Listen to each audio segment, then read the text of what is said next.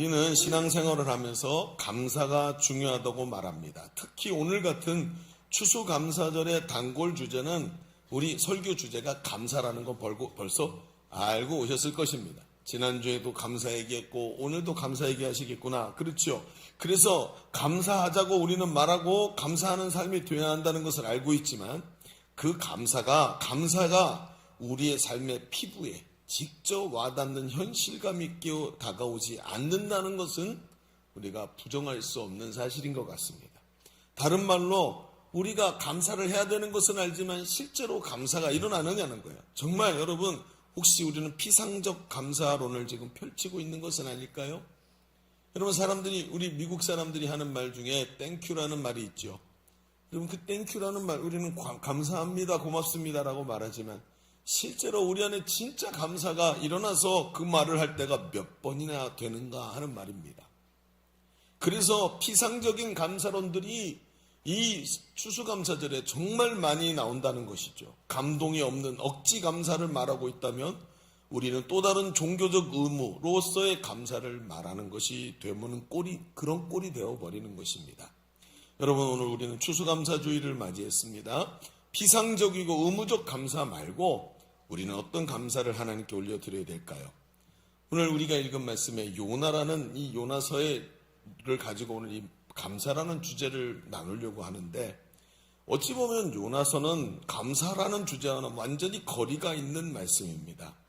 그런데 이 요나는 우리가 잘 알듯이 의무적인 신앙생활의 대표로 나설 만한 인물이 아닌가 하는 생각이 듭니다. 여러분 하나님이 명령하셔서 시키는 대로 하고도 마음속에 불평이 가득한 사람, 그 사람이 요나이죠. 하나님은 요나를 어떻게 다루셨는가? 오늘 이 감사라는 관점에서 이 요나서를 바라보죠. 그리고 우리에게 진정한 감사의 의미가 회복되는 귀한 시간이 되시기를 주님의 이름으로 축원합니다. 자, 그러면 주보를 좀 펼쳐보시고 주보를 펼쳐서 오늘 주보 3면을 보시면 오늘 말씀의 제목은 감사하는 요나. 감사 안 했다면서 요나가요. 근데 감사하는 요나라는 제목으로 오늘 말씀을 보시죠. 첫 번째 한번 이렇게 기록해 보십시다. 요나는 감사 없는 삶을 살았습니다 하고 이야기를 좀 펼쳐가 보겠습니다. 뭐 없는 삶이요? 감사 없는 삶. 요나가 그런 삶을 살았다는 것. 자, 오늘 말씀은 요나서의 마지막 부분입니다. 하나님의 명령에 불순종하고 니느웨로 가는 배가 아니라 다시스로 가는 배를 타고 가다가 풍랑을 만나 물고기 뱃속에 들어가게 되지요. 요나는 그 속에서 사흘을 회개하고 다시 기회를 얻어서 니느웨 성으로 돌아가서 하나님의 심판의 경고를 전하게 됩니다. 그런데 성경을 가만히 보면 그가 니느웨를 다 전하려면 사흘길을 다녀야 되는데 하루만 대충 그냥 지나갑니다. 하루 만에 전하는 그 모습을 보면 그의 회개가 신실하게 느껴지지 않죠. 3일 동안 물고기 뱃속에서 회개했는데 그게 별로 신통하지가 않습니다. 그 말도 이해가 되는 것이 여러분 이 니느웨라는 도시가 어디냐 하면 기원전 722년에 북왕국 이스라엘을 멸망시킨 아시리아가 바로 이 니느웨입니다. 그러니까 이 아시리아가 우리말로 하면 일본 제국이 우리를 지배하고 고통을 주었던 것과 똑같은 그보다 훨씬 더 심한 고통을 이들에게 주었던 것이죠. 여러분 이 아시리아의 잔혹하기를 말하면 아주 악명이 높습니다. 기록에 의하면 아시리아는 이 도시를 점령하거나 성을 빼앗으면 거기서 잡은 포로들을 리더급의 포로들을 잡아서 사람들이 보는 앞에서 죽지 않은 산채로 가죽을 벗겼다고 합니다. 얼마나 고통스러웠겠습니까? 사람들이 그걸 보고 기절할 만큼 어려운 일들입니다. 또 살아있는 사람은 말뚝에 꿰어서 죽이고 도시를 불태워버리고 전쟁에서 이루 잔혹하기를 말로 할 수 없는 곳이었다고 합니다. 그러니 이 요나가 마음속에 이 니느웨를 향한 악감정이 있는 것은 당연한 겁니다. 이런 반응이 무리가 아니라는 것입니다. 그는 하나님의 명령을 알고 있었지만 해결되지 않는 자신의 감정으로 인해서 처절한 싸움을 하고 있었던 것입니다. 그런데 이 요나가 그렇게 해서 하룻길을 쭉 돌면서 이야기를 하죠.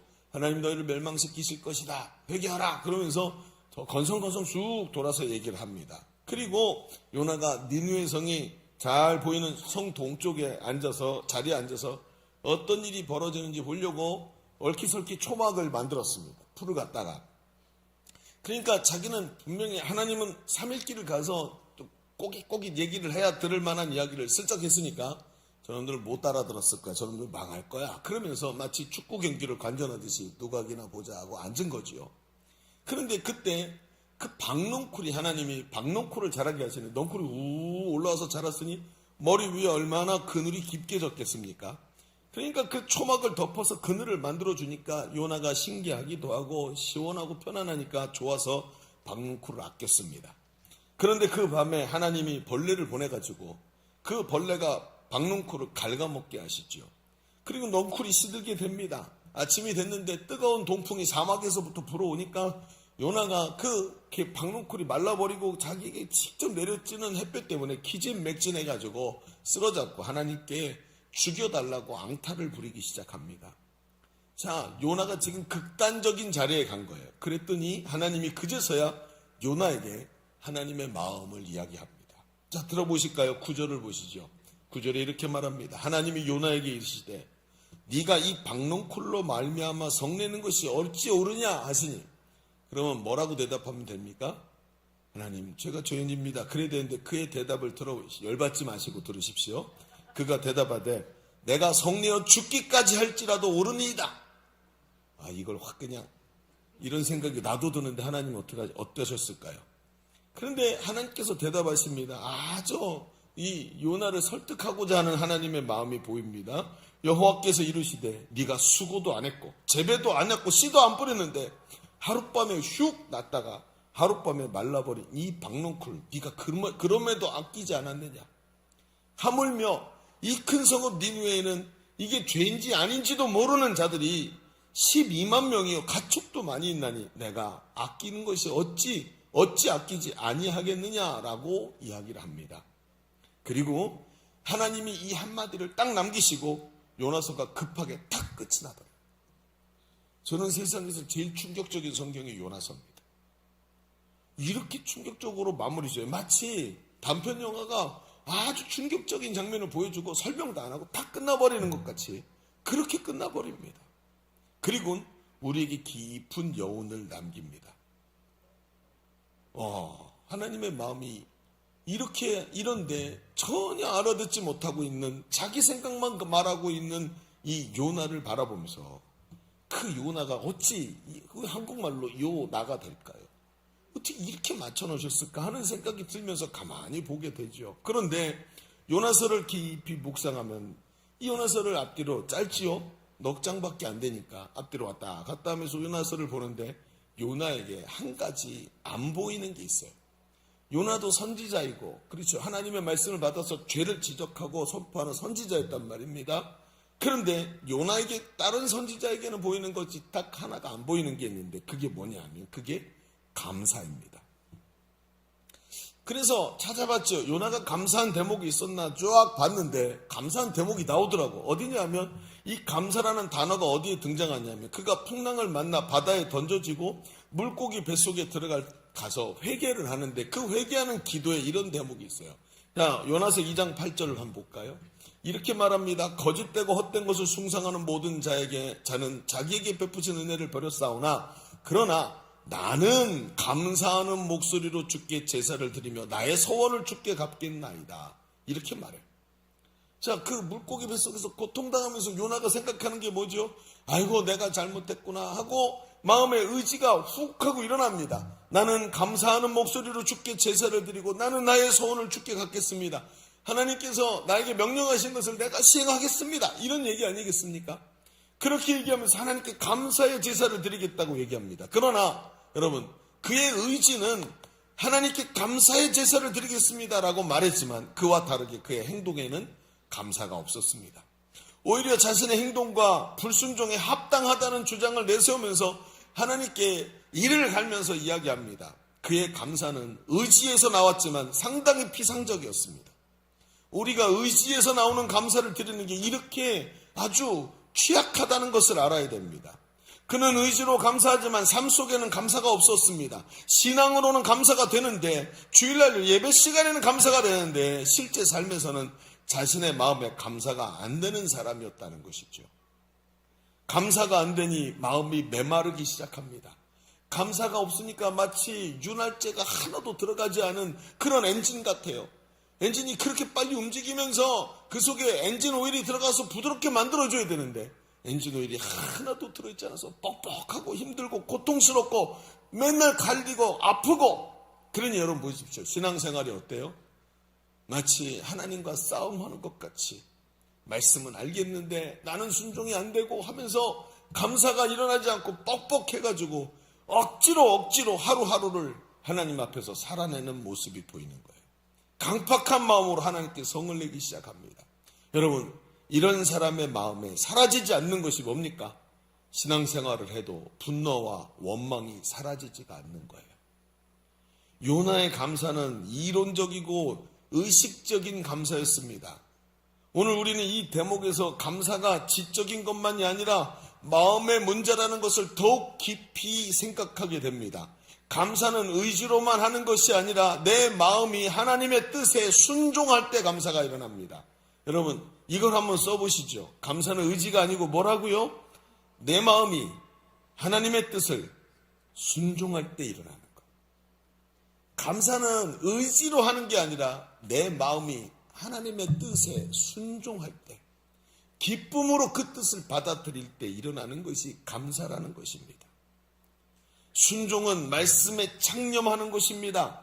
매일 해오던 대로 하는 게 아니라 오늘 주일날 말씀을 들었는데 그 말씀이 내 마음에 하나님이 주시는 감동으로 다가올 때 은혜 받았습니다 하고 집에만 가는 게 아니라 집으로 가면서 온통 머릿속에서 오늘 말씀대로 어떻게 살아낼까? 내가 버려야 될 게 뭘까? 내가 새로 가져야 될 습관이 뭘까? 하면서 하나님 앞에서 매일 해오던 대로 내가 아니라 새롭게 시작되는 날을 말씀 때문에 마주칠 수 있어야 되는 거예요.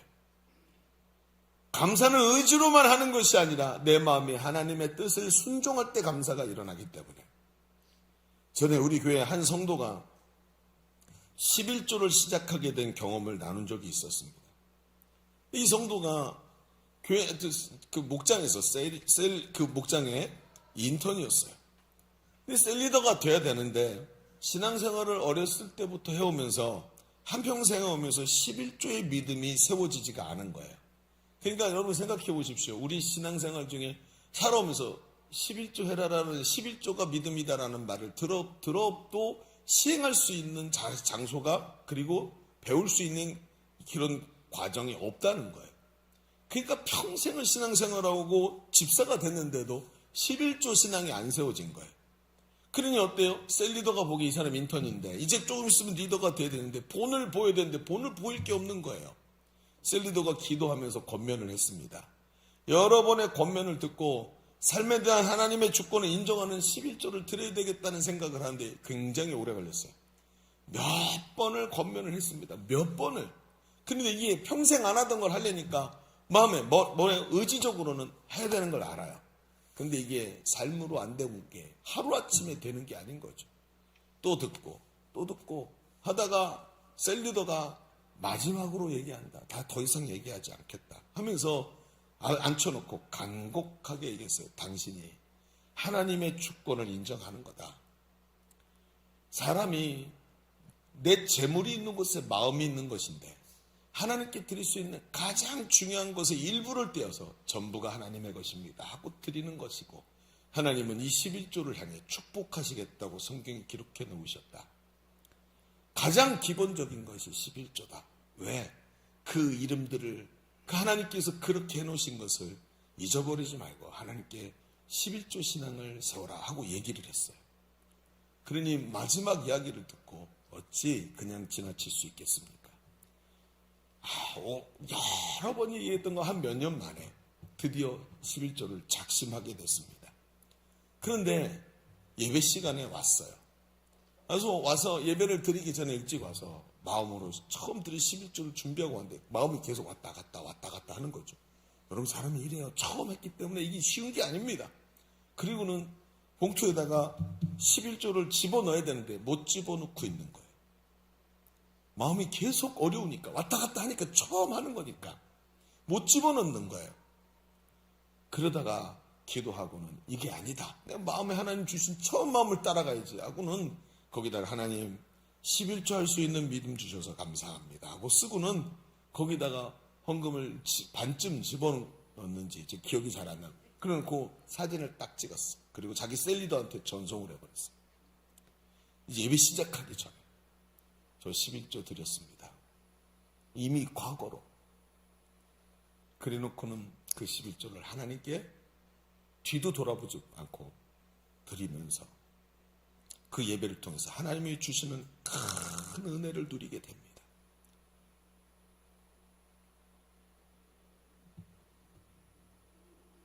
예배 시간에 하나님께 처음으로 자신의 삶을 온전히 드리는 감격을 누리게 됩니다.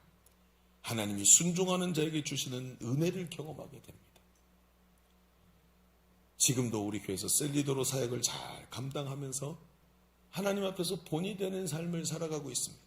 하나님이 그 가정을 얼마나 축복하셨는지 가정에 행복하고 11조를 드리고 얼마 지나지 않아서 그 집이 재개발 지역으로 딱 발표가 되어버리는 역사가 일어났고,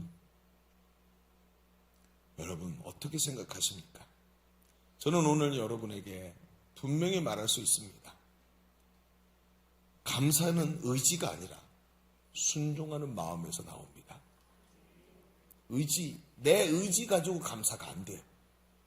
순종하는 마음을 가질 때 감사가 나오는 겁니다. 감사 없는 메마른 삶이 아니라 감사하는 풍성한 삶이 우리 사랑하는 성도들에게 있으시기를 주의 이름으로 축원합니다. 우리는 지금까지 이 피상적 감사에 대한 이야기를 나눴습니다. 요나의 심령이 강팍하고 메마를 수밖에 없었던 것은 그가 의지만 가지고 피상적 감사를 말했기 때문입니다. 감사는 의지로 하는 것이 아닙니다. 내 마음이 하나님의 뜻을 순종할 때 거기에 부어주시는 감사가 넘치는 줄로 믿습니다. 감사는 순종하는 믿음에서 나오는 것입니다. 의지를 넘어 마음의 순종에서 나오는 것입니다. 그럴 때 내 삶이 하나님의 뜻이 성취되고 메마른 심령이 아니라 풍성하고 아름다운 은혜의 삶이 되는 것입니다. 자, 그런데 이런 생각이 들지요. 사람이 성경에 보면 사람의 내면이 지정의로 이루어진 존재라고 표현하는 데가 있습니다. 사람의 지정의가 있어요. 그런데 이 지정의 중에 감정, 의지, 이 두 가지가 그 세 개 중에 두 가지입니다. 근데 내 감정과 의지를 거스르고 순종의 자리에 나가야 된다. 참 생각보다 어려운 얘기를 하는 겁니다. 요나는 보십시오. 니느웨를 향한 감정, 그리고 감사해야 된다는 의지, 이것이 이미 어긋나 있었어요.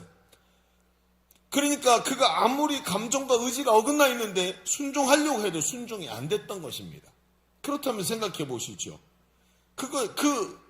우리 속에도 감정과 의지가 어긋나 있는데 순종한다면 그것은 인격을 다한 전인격적인 감사가 아니라 의미 없는 복종으로 갈 수 있는 것입니다. 그렇죠? 여러분 순종과 복종의 차이가 아주 미묘한 걸 아시잖아요? 감사도 마찬가지입니다. 그 순종이라는 것이 단순히 감정과 의지를 거스르고 내가 그냥 억지로 꽉 짓누르고 그리고 하나님 앞에 서서 순종합니다 라고 말하면 순종이 아니고 복종으로 갈 수 있다는 거예요. 그럼 뭐가 일어나야 되는데요? 진심 어린 순종의 자리에 가야 되잖아요. 이게 그렇게 쉬운 얘기입니까? 순종하면서 그 인격을 다한다는 것이 그렇게 쉬운 얘기냔 말이에요. 그게 안 되더라는 거죠. 그런데 여러분 오늘 성경에 보면 성경이 또 다른 요나를 우리에게 소개하고 있는 장면이 있어요. 어떤 요나냐? 또 다른 요나. 정확하게 말하면 그는 요나의 아들입니다. 요나의 아들이 있어요? 한번 볼까요?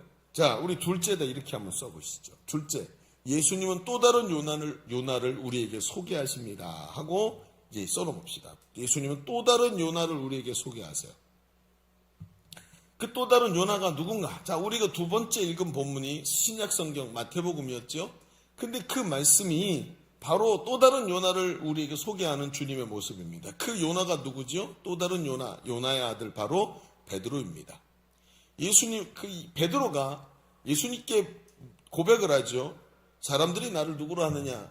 그리고 두 번째 물으시기를 그럼 너희는 나를 누구로 하느냐 그랬더니 베드로가 주는 그리스도시고 구원자이시고 하나님 보내신 구원자이시고 살아계신 하나님의 아들입니다라고 베드로가 신앙 고백을 하고 예수님이 그걸 들으시고 아주 기뻐하시죠. 기뻐하시면서 오늘 우리가 읽은 말씀의 17절에 이렇게 말해요. 예수께서 대답하여 이르시되, 읽어볼까요? 시작. 예수께서 대답하여 이르시되, 바요나 시몬아 내가 복이 있도다. 이를 내게 알게 하니는 혈육이 아니요 하늘에 계신 내 아버지시니라 하고 얘기를 합니다. 예수님 말씀하십니다. 자, 여기서 바요나라는 뜻은 요나의 아들이란 뜻이에요. 바, 그래서 앞에 바가 붙으면 아들입니다. 요나의 아들아 라고 얘기를 한다는 거죠. 근데 성경을 이 학자들의 견해를 찾아보면 뭐라고 얘기를 하냐 하면 이 바요나라는 말이 요나의 아들이란 말인데 왜 여기 이상하게 기록이 돼 있냐 하면 이게 예수님이 쓰셨던 말이 아람어라는 말이에요. 그러니까 히브리어의 이 요나가 아람어로 이 표현할 때 요한이라는 말이라는 거예요. 이게 지금 예수님은 요한의 아들 시몬아, 여러분 시몬의 아버지 이름이 뭐예요? 요한이죠. 그래서 예수님이 베드로를 부를 때 요한의 아들 시몬아 이렇게 부르시죠. 네가 나를 다른 사람들보다 더 사랑하느냐? 그러면 여기도 요한의 아들이라고 써야 되잖아요. 음역으로 달라서 요나와 요한이라고 한다면 이거는 여기도 똑같이 요한이라고 써야 되는데 왜 요나의 아들이라 그랬을까요? 이거는 의도적으로 성경이 말이죠. 지금 요나 선지자와 베드로를 연결시키고자 하는 문학적 장치인 겁니다, 이게. 그래서 똑같이 요한이라는 단어를 음역으로만 다르게 표기했다는 말이 안 맞는 거예요. 여기가 중요한 거예요. 그러면 베드로와 요나의 유사성이 뭡니까? 왜 이 둘을 연결시키고 있을까요? 제가 그 유사성을 말씀드려 볼 테니까 목사님이 지금 맞게 얘기하는 건지 엉뚱한 얘기하는 건지 들어보세요. 지금 하품도 하시고 지금 어제 많이 피곤하셨나 보네요. 이거 갖다 놓으시라고 힘드셨나 보다. 앞으로 보세요. 자, 한번 제가 하는 말이 맞는지 틀리는지 보십시오. 베드로와 요나의 유사성. 첫 번째, 둘 다 부르심을 받은 유대인 지도자라는 거예요. 요나는 이스라엘의 선지자지요. 베드로는 초대교회 기둥 같은 존재입니다. 두 번째, 유사성이 뭐냐? 이 둘 다 이방인의 구원 사역에서 갈등하기 시작합니다. 요나는 니누의 구원을 정말 죽도록 싫어합니다. 근데 베드로를 보십시오. 베드로는 어떤 사람이죠? 고넬료가 방문하기 전에 환상을 보죠. 하늘에서 보자기 같은 게 내려오는데 거기 부정한 짐승이 있는 거예요. 일어나 잡아먹으라. 하나님 그럴 수 없습니다. 나는 여태껏 부정한 것을 먹은 일이 없습니다. 라고 하나님의 말씀에 라고 대답을 합니다. 그의 마음속에 뭐가 있죠? 이방인을 향해 마음이 닫혀있는 뼛속부터 유대인인 사람이 바로 이 베드로입니다. 이 베드로를 하나님이 변화시키시죠. 세 번째 똑같은 점이 뭐냐? 둘 다 하나님께서 직접 개입하셔서 마음을 깨뜨리기 시작하십니다. 요나를 보십시오. 거대한 물고기 속에 들어가게 만드셔서 니느웨를 향한 주님의 마음을 주님이 이해하도록 만들어주시는 시간을 주시지요. 또 박농쿨 사건으로 인해서 하나님께서 얼마나 니느웨를 아끼시고 그 영혼들을 구원하기를 원하시는지 가르쳐 주시죠. 또 보십시다. 베드로는 어떻습니까? 베드로를 보십시오. 그런 말입니다. 그 환상을 보고 결단하고 고넬료의 그리고 하늘에서 내려온 환상을 보고 보자기를 보면서 하나님께서 세 번이나 똑같이 보여주시면서 뭐라 그래요? 일어나 잡아먹어라. 내가 깨끗하다 한 것을 네가 부정하다고 말하지 말아라 하는 이야기를 들으면서 이게 하나님의 이방인을 통해 말씀하시는 거구나. 이방인을 말씀하시는 거구나 하고 이해를 하게 됩니다. 자, 그런데 네 번째. 똑같은 게 세 가지가 있었는데 네 번째는 결론입니다. 완전히 다른 결론을 가지게 됐죠. 요나는요, 끝까지 하나님의 말씀을 불편해하면서 하나님의 그 긍휼이라는 게 유대인에게만 있다라고 좁혀서 생각하는 걸 포기하지 않아요. 근데 베드로를 보십시오. 결단합니다. 그리고 고넬료의 집에 갑니다. 들어가서 복음을 전하고 성령이 충만한 걸 보면서 여기 구원이 임했다고 선언을 합니다. 교회가 베드로에게 불러갖고 얘기합니다. 어찌 이방인의 집에 들어갔소? 그랬더니 하나님이 하시는 걸 어떡하? 하나님이 구원하시겠다는데 내가 무슨 수로 그것을 막소? 하면서 이방인 선교의 문을 여는 위대한 역할을 하게 되는 거예요. 여러분, 두 사람이 똑같이 요나입니다. 그런데 한 사람은 하나님 앞에서 귀한 일들을 감당하게 됩니다. 베드로는 바로 요나의 아들입니다. 너무나 흡사한 길을 갑니다. 그러나 그는 감사의 결말을 보게 됩니다. 베드로는 요나와 동일한 길을 걸어갔지만 결론적으로 반복적으로 환상을 보고 하나님의 뜻을 알아듣고 그분의 뜻에 자신의 뜻을 맞추기 시작합니다.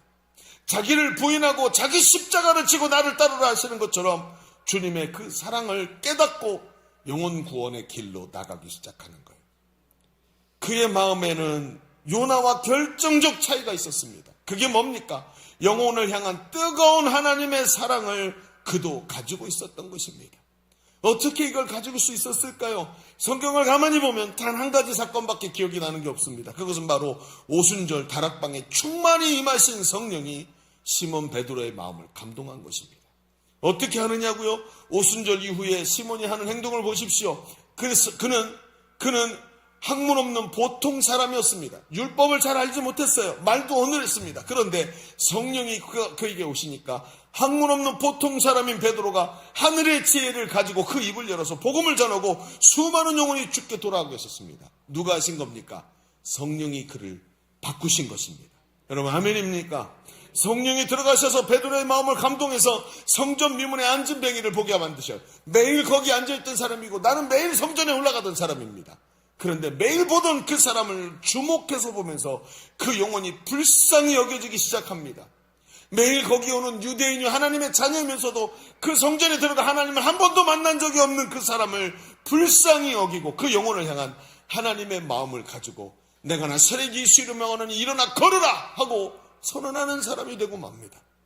성령은 지독한 유대주의자였던 그가 환상을 보면서 하나님의 마음을 깨닫게 하셨습니다.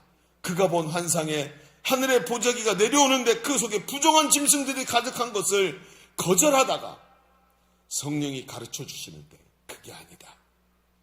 요나와 결정적으로 다른 부분이 여기입니다. 그렇구나. 하나님이 저들을 사랑하시는구나 하는 성령의 도우심을 받아서 그의 마음이 휘딱하고 업사이드 다운. 유대인은 절대 구원받을 수 없다는 이방인은 절대 구원받을 수 없다는 유대인의 강직한 생각이 깨지기 시작합니다.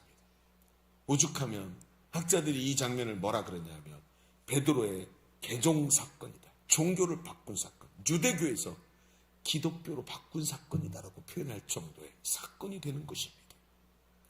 그는 성령이 깨닫게 하시는 것을 따라 이방인을 구원하시려는 하나님의 애타는 마음에 집중한 것입니다. 성령이 그걸 보게 하신 겁니다. 그가 요나의 아들이지만 요나와 다른 결론, 즉 감사의 자리에 설 수 있었던 것은 그가 바로 성령의 도우심을 받아 영혼을 사랑하는 하나님의 마음을 받아들인 것입니다. 앞에 뭐라고 했죠? 감사는 의지로 하는 것이 아니다. 내 마음이 하나님의 뜻을 순종할 때 감사가 일어난다고. 목사님, 지정의 중에 감정과 의지를 다 내려놓고 감정과 의지를 거스르면서도 어찌 하나님께 순종하고 감사할 수 있을까요? 성령이 지금도 우리를 돕고 계시기 때문입니다. 한 영혼을 뜨겁게 사랑하시는 하나님의 뜻을 받아 자기를 부인하고 십자가를 지고 따를 수 있기 때문에 이 순종에 감사가 나오기 시작하는, 이게 베드로가 요나의 아들이면서도 요나와는 다른 결론을 가지게 된 가장 중요한 핵심인 것입니다. 오늘 우리가 전도 축제를 시작합니다. 굉장히 중요한 의미를 갖고 있죠. 여기 전도 대상자 작전 카드를 여기 씁니다. 그럼 여기 쓰면 이 10사람, 우리 보통 10명 쓰지요? 20명까지 돼 있는데 20명 다 써서 내신 분이 있으면 제가 점심을 좀 사드리려고 10년째 지금 보는 게 없어, 아무도. 오늘까지 기한은 끝났습니다. 오늘부터 20명 써내도 안 사죠, 밥이요. 기한은 10년 동안이었는데. 진짜 너무 이게 쓰기가 이렇게 힘든가 하는 생각이 들어요.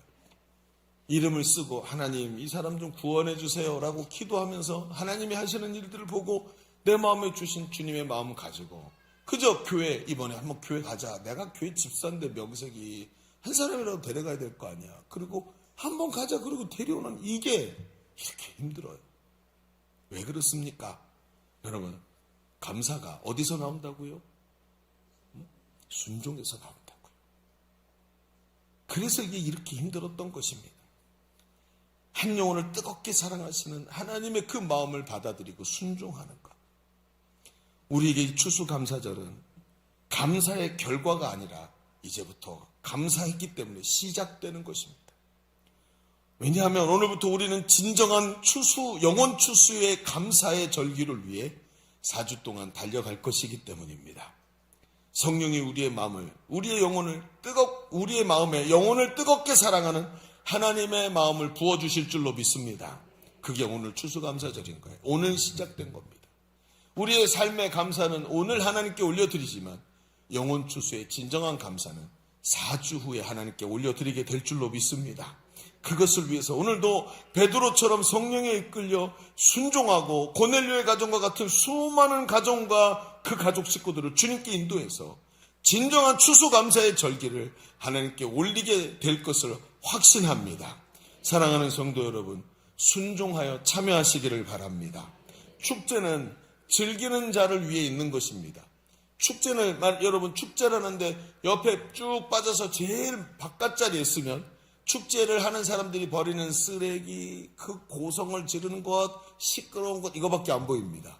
그런데 축제를 하기 위해서 나도 분장을 하고 나도 축제 한가운데 뛰어들면 거기서 춤추고 있는 내가 주인공이 됩니다. 그렇죠? 여러분, 이 중요한 말을 가수 싸이가 있지 않습니까? 즐길 줄 아는 당신이 챔피언이라고. 참 중요합니다. 축제의 영성을 가진 인간이에요. 그 인간이.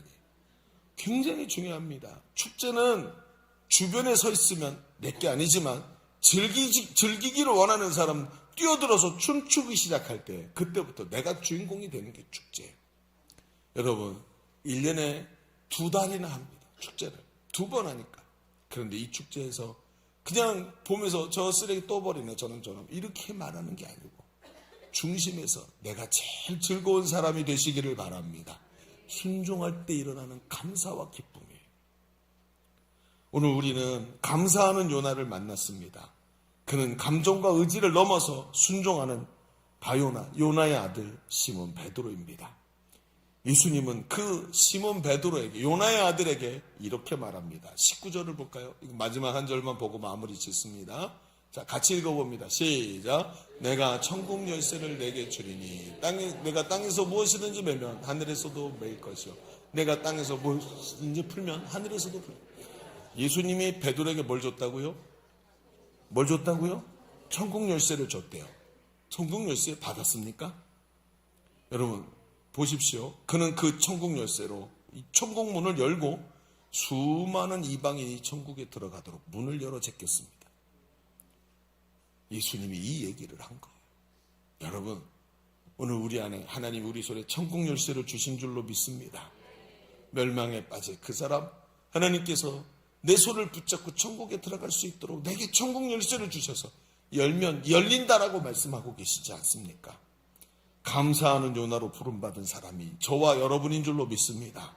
오늘 우리가 그 천국 열쇠를 받았습니다. 성령의 인도하심을 따라 뜨거운 영혼 사랑하는 마음으로 순종하는 감사의 절기로 오늘 하나님 앞에서 위대한 은혜를 누리시기를 주님의 이름으로 축원합니다.